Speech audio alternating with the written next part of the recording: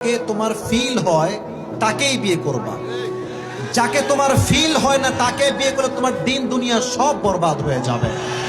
যতক্ষণ পর্যন্ত সঠিক মানুষ জীবনে না পাবা বিয়ের কোনো প্রয়োজন নাই। ঠাস করে বিয়ে করে ফেলবা না।